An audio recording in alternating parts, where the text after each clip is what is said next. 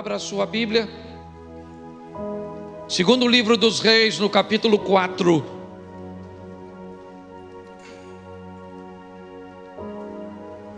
A história de duas mulheres estabelecem dois modelos de relacionamentos que pessoas resolvem manter com Deus. Conscientemente ou não, esses são também dois modelos de relacionamentos. Não são únicos, mas eu acho que vale a pena nós observarmos. Eu vou ler bastante, tá certo? Mas eu vou falar pouquinho. Certa mulher, das mulheres dos discípulos dos profetas, clamou a Eliseu dizendo: meu marido, teu servo morreu, e tu sabes que ele temia ao Senhor. É chegado o credor para levar os meus 2 filhos para lhe serem escravos. Eliseu lhe perguntou: o que tinha de fazer? Dize-me o que tens em casa. Ela respondeu: tua serva não tem nada em casa, senão uma botija de azeite. Então disse ele: vai, pede emprestada vasilhas a todos os teus vizinhos, vasilhas vazias, não poucas. Então entra, fecha a porta sobre ti e sobre teus filhos, e deita o teu azeite em todas aquelas vasilhas. Põe à parte a que estiver cheia. Partiu, pois, dele e fechou a porta sobre si e sobre seus filhos. Estes lhe chegavam as vasilhas e ela as enchia. Cheias as vasilhas, disse ela a um dos filhos: chega-me aqui mais uma vasilha.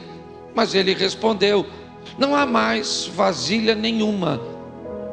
E o azeite parou.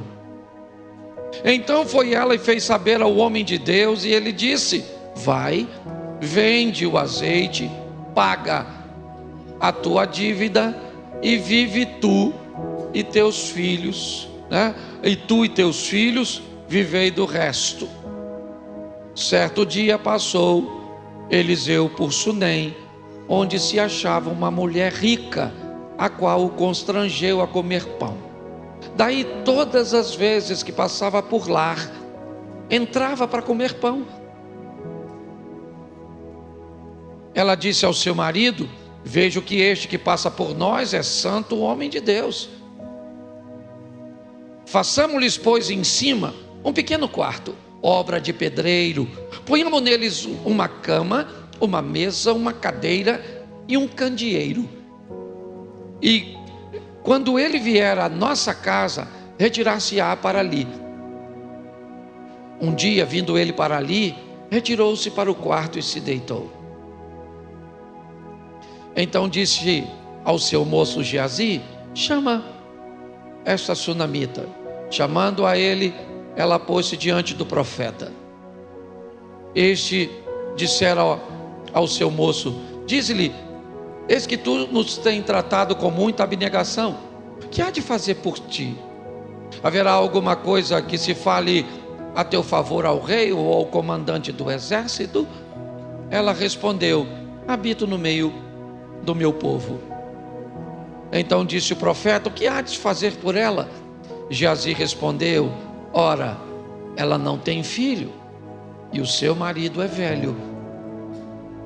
Disse Eliseu: chama. Chamando-a ela se pôs à porta. Disse o profeta: por este tempo, daqui a 1 ano, abraçarás um filho. Ela disse: não, meu senhor, homem de Deus, não mintas a tua serva. Somente até aí, que o texto é longo. Senhor nosso Deus e Pai, continue falando conosco e use-me como um canal de bênção nesta hora. Pelo poder do nome de Jesus, é o que eu te peço. Em nome de Jesus. Você pode dizer amém? Isso. Eu quero só fazer uma reflexão sobre esses 2 modelos de relacionamento que nós temos, por exemplo, nesse texto. Dá para entender que são 2 famílias de bem. Dá para entender que são pessoas sérias e comprometidas. São pessoas de fé, que quando têm suas necessidades, ou quando têm a sua vida, elas procuram se relacionar com Deus. O profeta vai representar hoje na minha aplicação Deus. As duas mulheres vão representar modelos de relacionamentos que pessoas resolvem manter com Deus. É importante notarmos que nesse texto não vamos ver a presença de Satanás. O texto fala apenas de pessoas que estão vivendo e decidindo viver suas vidas. Algumas talvez sejam mais responsáveis que outras, mas vai dar para notar que há fé e posicionamento nas duas. Do verso 1 ao verso 8, temos a história de uma mulher que acaba de perder o marido. Ao perder o seu marido, ele deixa para ela uma dívida cuja qual ela não tem como pagar. Quando ela olha, a forma de pagamento são seus filhos. Eles não vão ficar para sempre em posse dos credores. Depois de alguns anos, eles voltarão como a lei que eles estão inseridos. Mas, segundo as leis de Israel, uma viúva, ela depende de seus filhos. Assim que o marido morre, é a obrigação dos filhos cuidarem dela, e mais do que isso, ela vai ficar sozinha. O primeiro modelo me parece que especula a ideia de que precisamos entender que ninguém sabe o momento que vai partir, e que mesmo que não tenhamos total controle da vida nesta terra, é importante não brincarmos com o tempo nem com a gestão dos recursos que nos chegam à mão. Temos o cuidado para não criarmos uma estrutura para a nossa vida, para a nossa família, que se partirmos, vamos deixar sérios problemas. Essa é a história do primeiro homem. Quem ele é? Um servo de Deus. A própria mulher tenta identificar, ou identificá-lo a Eliseu. Meu marido era teu servo, e ele temia o Senhor, mas tinha problemas para administrar a sua vida. Estava apto para morar no céu, mas não estava apto para lidar com as demandas da vida. Ele parte, e essa mulher fica com a dívida. O credor bate a casa dela e vai pegar os 2 filhos como forma de pagamento. Desesperada, ela vai recorrer a Deus, na pessoa do profeta, no representante legal de Deus na terra, o profeta Eliseu. Você viu que ela vai até ele explicando a situação.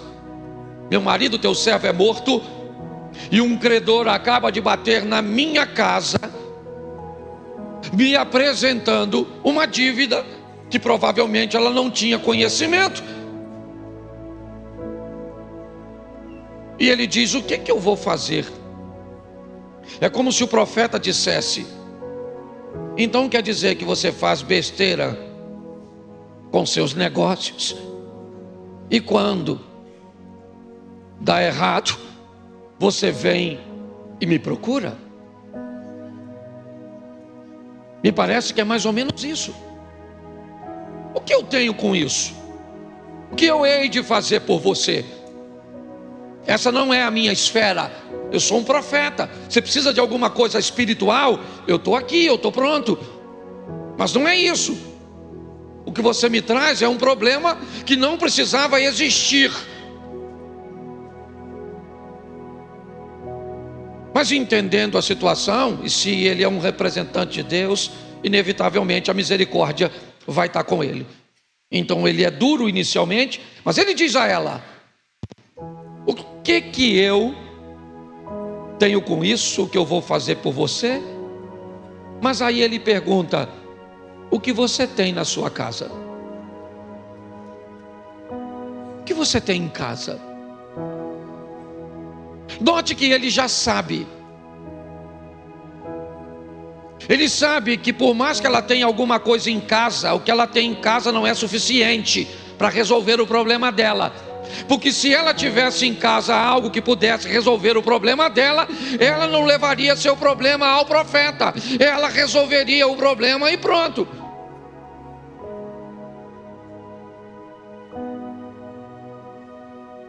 Quando Eliseu pergunta: o que é que você tem na tua casa? É obviamente que não há muito ânimo nela para responder. Então ela vai dizer: tua serva não tem nada a não ser um pouco de azeite numa vasilha. Eu só tenho um pouco. O que sobrou foi pouco. O que eu tenho não é suficiente. Bom, aí você está no lugar certo. Se está na presença de um Deus que é misericordioso e poderoso, e você conseguiu sobreviver mesmo lhe sobrando pouca coisa, isso significa que ainda há possibilidade de você se reerguer, porque você não sucumbiu ao fracasso. Ela poderia não ter ido ao profeta. Ela poderia ter questionado: se meu marido era um homem de Deus, por que é que está acontecendo tudo isso? Vou mais devagar um pouquinho, tá? É que eu esqueço às vezes. Aqui.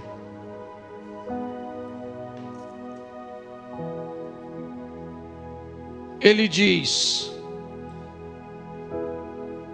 vamos começar a partir do que você tem. Vamos tratar de uma forma séria agora a sua vida. Então pare de olhar para seu ideal, porque ele não é sua realidade. Seria bom se ele fosse.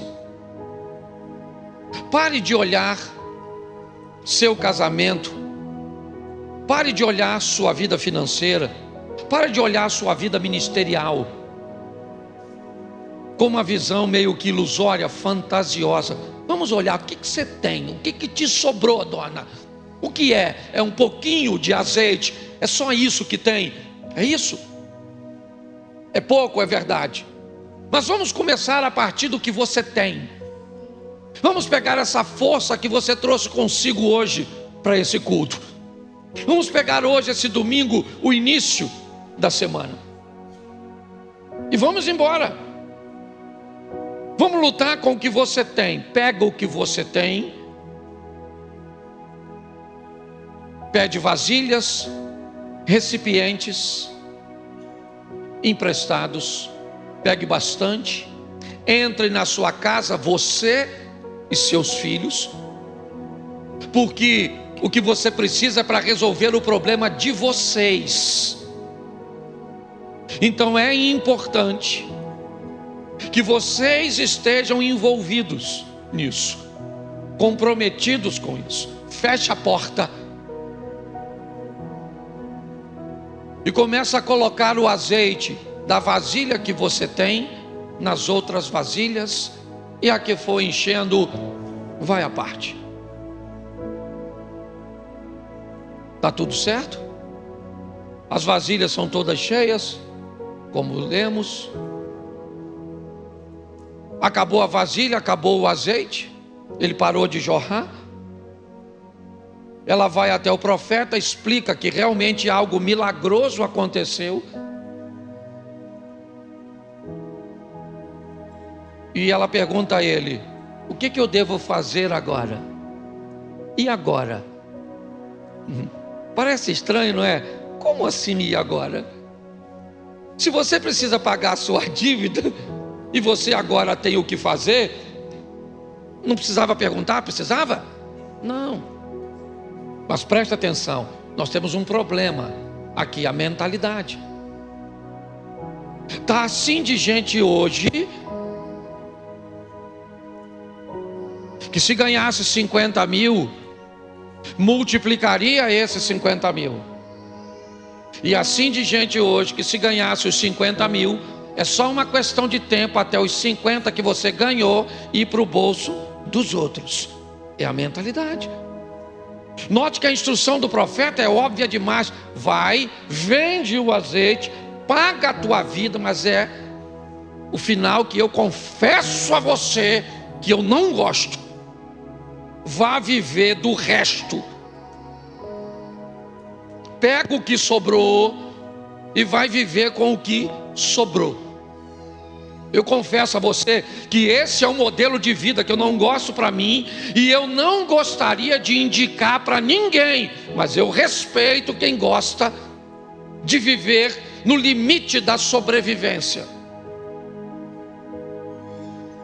Ela foi, pagou a dívida e viveu do resto.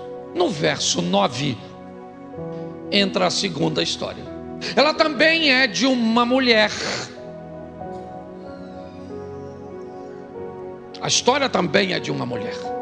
Ao contrário da primeira, essa segunda é rica.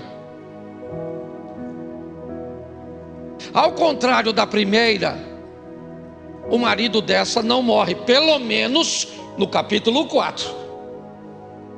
No capítulo 8, me parece que ele não está mais presente, o que indica que ele também já morreu. Mas ao contrário da primeira, a morte, e eu só estou aplicando assim, porque o texto diz que quando ela vai pedir a restituição de seus bens ao rei, ela está só com um filho, e Geazi é capaz de identificar isso, e o marido não está presente, o que indica provavelmente que ele também morreu. Morreu, mas ela não precisa de multiplicação de azeite. Morreu, mas ela não está carente, certo? Precisando de um milagre de Deus para isso. O que indica que a gestão dessa mulher de vida, desta família de vida, deste homem que provavelmente morreu, sua postura era diferente do anterior. Estamos todos na mesma igreja, estamos todos debaixo dos mesmos louvores, das mesmas oportunidades e da mesma palavra, mas não se engane, não vamos sair daqui com a mesma perspectiva do que vai acontecer. Um culto que pode ser uma bênção para um, pode não ter efeito nenhum para outro. Alguém pode sair daqui maravilhado, dizendo: nossa, que culto sensacional. Outros podem dizer e falar assim: nossa, que não... se eu soubesse tinha ficado em casa, falando da mesma coisa. Agora nós estamos vendo uma mulher. Verso 9. Eliseu vai passar por Sunem. Havia ali uma mulher rica, a qual o constrangeu a comer pão. Ela inicia um convite que não deveria ser feito por ela, e sim pelo seu marido. Ela não é chefe da família. Por isso talvez a expressão constrangimento, insistência. Por isso me parece que Eliseu inicialmente rejeita o convite, o que não era feito pelo marido, pelo chefe. E ela diz: eu quero que o senhor vá na minha casa comer pão, eu quero dar um lanche para o senhor e para esse moço. Ao contrário da primeira mulher que procura Deus, precisando de um milagre, a segunda também procura Deus no profeta, mas essa quer dar a ele alguma coisa. Ela não precisa. Há uma necessidade na primeira que não há na segunda. Porque tem gente que se relaciona com Deus por necessidade, outros se relacionam com Deus por afinidades, por entender quem Ele é. Eu não estou discriminando isso não, eu só estou estabelecendo dois modelos que talvez você consiga se encaixar em um deles. Agora Eliseu vai à casa dela comer pão, e daí um relacionamento começa. Obviamente que a primeira vez que ela leva Eliseu na sua casa, ela presta atenção em Eliseu, ela presta atenção em Geazi, para descobrir se Eliseu e Geazi têm como frequentar sua casa. Obviamente que ao entrar na casa da mulher, Eliseu observa aquela mulher, observa seu marido, para descobrir se aquela casa é um local que ele deve frequentar.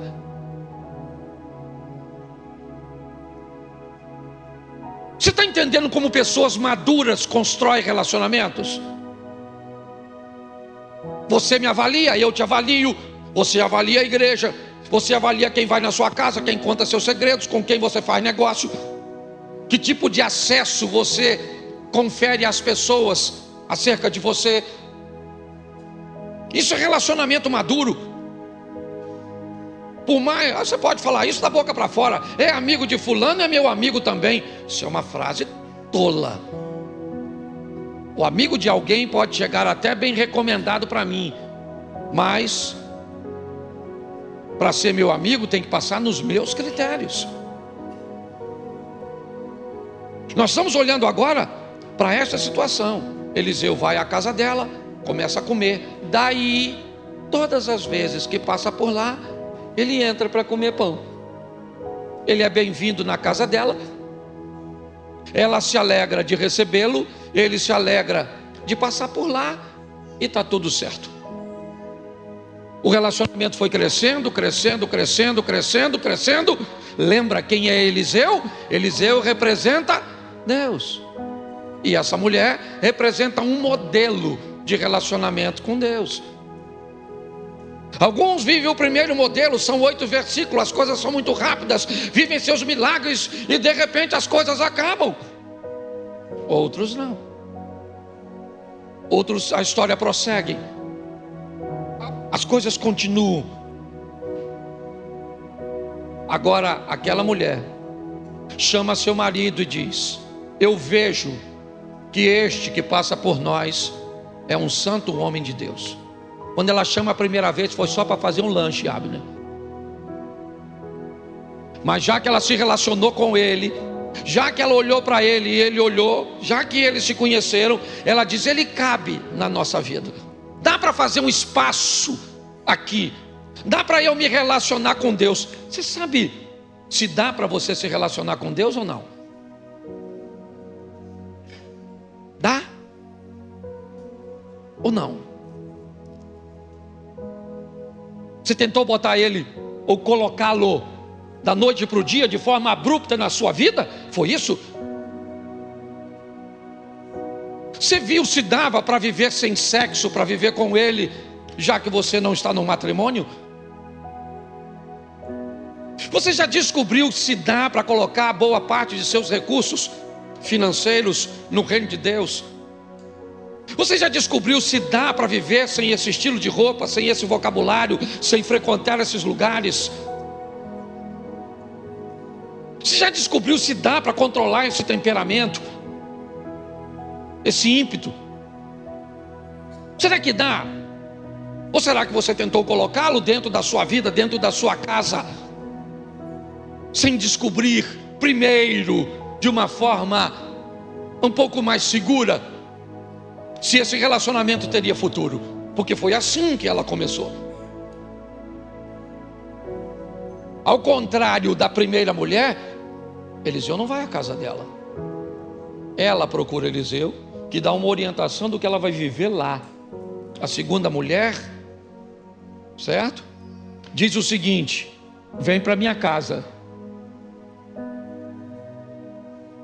Você está entendendo? A segunda mulher diz: olha, vamos lá para minha casa. Para quê? Para tomar um lanche primeiro. Vamos ver se dá para eu viver com o Senhor. Vamos ver se eu sou capaz de tirar os palavrões da minha boca.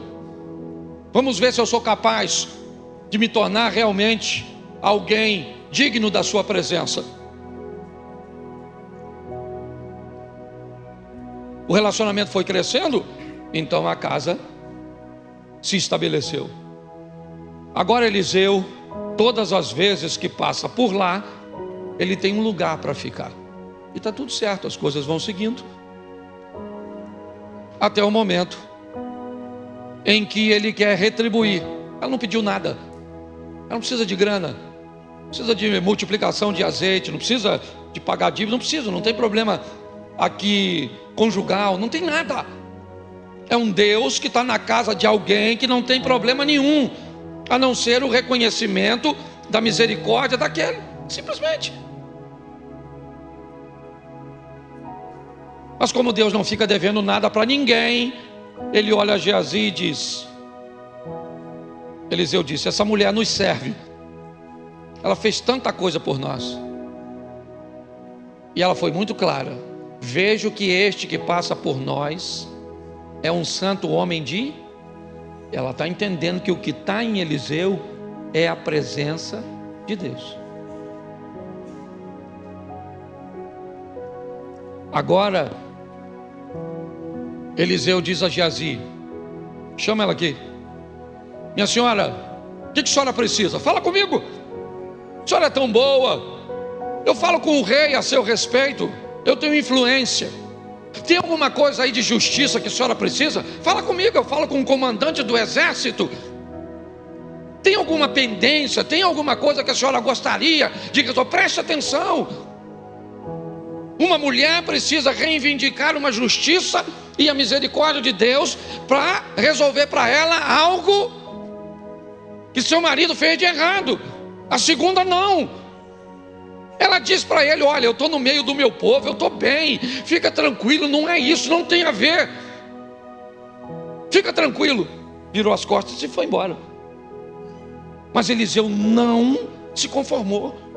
Ele disse: nós temos que fazer alguma coisa por ela. Você já imaginou um Deus que está procurando uma oportunidade de fazer algo por nós, sem nós pedirmos? Isso parece até teologia da prosperidade, mas não é não. Eu estou mostrando a você, ela está dizendo para ele: e eu não preciso de nada.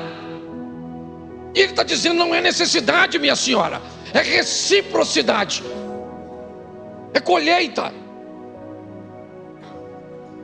Geazi olhou e disse: ela não precisa de grana, mas tem um negócio que ela precisa que ela não tem. Ela não tem filho, profeta. Ela não tem filho, e o marido dela já está ruim, já atravessou o cabo da boa esperança, é velho, ainda desqualificou. Eliseu falou: então chama a dona, manda ela vir. Aí ela chegou. Eliseu disse: ó, daqui um ano, hein? Um ano eu volto aqui. A senhora tem 3 meses para cerol, e um ano a senhora vai. Ela falou assim: não, eu imagino, não sei se o marido está perto ou não, mas ela olhando, 3 meses é pouco. Não brinca com a tua... Eu não pedi nada. Olha, a Bíblia diz algo preciosíssimo. Podemos manter um relacionamento com Deus de uma tal forma que Deus pode satisfazer o desejo do nosso... É um modelo, não é um único não, gente. Tá certo? Para você que vai criticar na internet, não é o único não. Tem outros modelos, mas também tem esse, que muitas pessoas conseguem utilizá-lo. Eu respeito, eu não tenho problema com isso. O problema vai começar quando você achar que o seu modelo tem que ser o meu modelo, porque eu consigo conviver com o seu. Entendeu? Eu consigo conviver o seu no monte, eu consigo conviver com o seu todas as madrugadas, eu consigo conviver. Mas quando você não consegue mais conviver com o modelo do outro, certo? Como ninguém diferente de você pode subsistir no seu mundo, porque você é uma pessoa que resolveu viver sozinho, porque todas as vezes que você não tolera alguém diferente de você, você vai para o Gênesis: não é bom que o homem esteja. Então qualquer pessoa para se relacionar com você tem que ser uma extensão de você. ela tem que pensar como você, ela tem que gostar das mesmas coisas que você gosta, ela tem que fazer tudo o que você quer, porque você é um narcisista. Todas as vezes que chega alguém diferente de você, você tenta transformar ele em você. Tem que ser do seu, às vezes é involuntário, não é maldade. Isso é muito comum. Pessoas querem casar com a extensão de si mesmo para continuar sozinhos. Certo? Porque se chega alguém diferente de você, isso vai complicar. Mas vamos voltar para o texto. Aqui. Ela vai procurar o profeta. Quando ela está chegando, de longe, depois você lê que não dá tempo de eu ler tudo. Eliseu olha para seu assistente e diz: ah lá, vem a sunamita. Vai lá e dá uma olhadinha lá. Vê como é que estão as coisas. Ele vai até ela e diz para ela: como é que vai a senhora? Como é que vai seu marido, seu filho? Ela falou: vai tudo bem, está tudo certo. E ela continua caminhando na direção de Eliseu. Quando ela chega perto de Eliseu, ela se lança aos pés de Eliseu. E o assistente de Eliseu tenta tirá-la com muito carinho. E Eliseu disse: não tira, deixa ela ir, porque Deus não me mostrou o que está acontecendo. Deus não me revelou. Claro que não vai revelar. Não tem lógica. Para que Deus vai revelar algo, certo? Para com alguém que tem intimidade para falar. E Deus gosta de relacionamento. Deus não vai revelar. Então ela explica: eu estou com um garoto lá na minha casa. Sabe aquele garoto? Ele morreu. Parece uma desgraça, não é? É uma desgraça no capítulo 4, mas não é no capítulo 8. No capítulo 8, aquilo que foi ruim no 4 é o que vai causar o resultado positivo no 8. Porque os planos de Deus não podem ser frustrados. Deus faz do jeito que quer, na hora que quer, e nós não entendemos.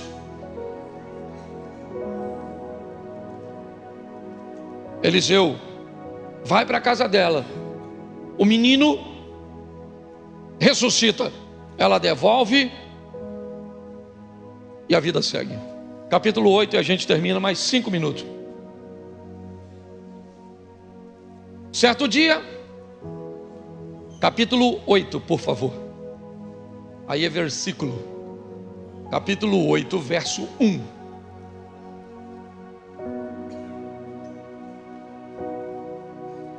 Falou Eliseu àquela mulher cujo filho restaurara a vida, dizendo: levanta-te e vai com os da tua casa e mora onde puderes, porque o Senhor chamou a fome, a qual virá sobre a terra por 7. Isso. Eliseu vai até ela, presta atenção. Vamos colocar Deus aqui no lugar de Eliseu nessa aplicação. Deus vai até ela e diz: pega tudo que você tem, sai daqui, porque durante 7 anos uma crise vai abater este lugar. Mas quem ela é, cara? Essa é uma informação que deveria ser dada ao rei para guardar seu reinado? Não. Quando você tem relacionamentos com Deus, Deus fala com você coisas minuciosas, te oferece informações preciosíssimas.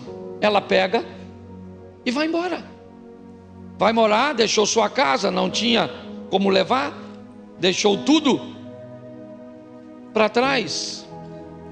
Verso 3. A cabo dos 7 anos, a mulher voltou da terra dos filisteus e saiu a clamar ao rei pela sua casa e pelas suas. Pela sua casa e pelas suas. Quando Eliseu quis dar algo à mulher, lembra o que ele disse? Há alguma coisa que eu posso falar por você ao rei ou ao comandante do... Sim ou não? Capítulo 4, sim ou não? No capítulo 8 Eliseu está presente? Não. Não está. O texto, ela está clamando ao rei depois de 7 anos pela sua casa e pelas suas terras. Verso 4. Ora, o rei falava a Geazi, moço do homem de Deus, dizendo: conta-me, peço, todas as grandes obras que Eliseu tem. Isso, o rei falou: Geazi, conta uma daquelas histórias boas entre Eliseu e Deus e pessoas que você viu. Que história ele resolveu contar?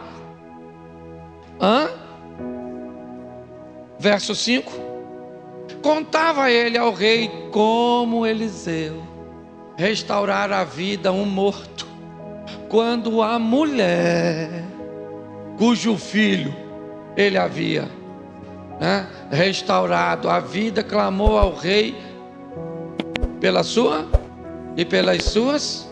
Então disse Geazi, o que é que Geazi disse? Isso, depois você lê.